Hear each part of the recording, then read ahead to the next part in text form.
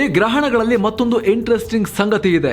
ನಿಮಗೆಲ್ಲ ಗೊತ್ತಿರೋ ಹಾಗೆ ಚಂದ್ರ ಪ್ರತಿ 29.5 ದಿನಕ್ಕೊಮ್ಮೆ ನಮ್ಮ ಭೂಮಿಯ ಸುತ್ತು ಹೊಡಿತಾನೆ. ಅಂದ್ರೆ ಚಂದ್ರ ತನ್ನ ಮೈ ಸುತ್ತುತ್ತಾ ಭೂಮಿಯ ಸುತ್ತ ಒಂದು ರೌಂಡ್ ಹೊಡೆಯೋಕೆ 29.5 ದಿನ ಬೇಕು.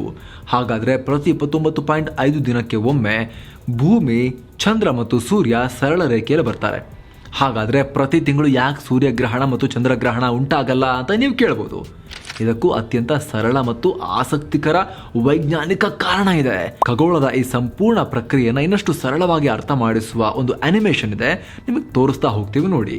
ಚಂದ್ರ ಭೂಮಿಗೆ ಸಮಾನ ಅಂತರದಲ್ಲಿ ಚಲಿಸಲ್ಲ. ಚಂದ್ರನ ಕಕ್ಷೆ ಭೂಮಿಯಿಂದ 5 ಡಿಗ್ರಿ ಮೇಲೆ ಅಥವಾ 5 ಡಿಗ್ರಿ ಕೆಳಗಿರುತ್ತೆ.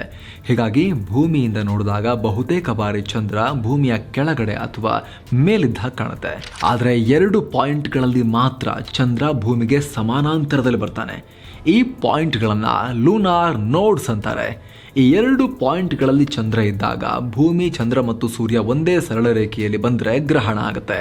ಹೀಗಾಗಿ ಗ್ರಹಣ ಅಪರೂಪ ಆಗುತ್ತೆ. ಭೂಮಿಯ ಮತ್ತು ಚಂದ್ರನ ಕಕ್ಷೆ ಕುರಿತು ಖಗೋಳ ಶಾಸ್ತ್ರಜ್ಞರಿಗೆ ತಿಳಿದಿರೋದ್ರಿಂದ ಯಾವಾಗ ಸೂರ್ಯ ಅಥವಾ ಚಂದ್ರಗ್ರಹಣ ಉಂಟಾಗುತ್ತೆ ಅಂತ ಖಗೋಳ ಶಾಸ್ತ್ರಜ್ಞರು ನಿಖರವಾಗಿ ಮುಂಚೆನೇ ಹೇಳ್ತಾರೆ. ಪೂರ್ಣ ಮಾಹಿತಿಯ ಫುಲ್ ರಿಪೋರ್ಟ್ ನೋಡೋಕೆ ಈ ರಿಲೇಟೆಡ್ ವಿಡಿಯೋ ಲಿಂಕ್ ಅನ್ನ ಮಿಸ್ ಮಾಡದೆ ಚೆಕ್ ಮಾಡಿ.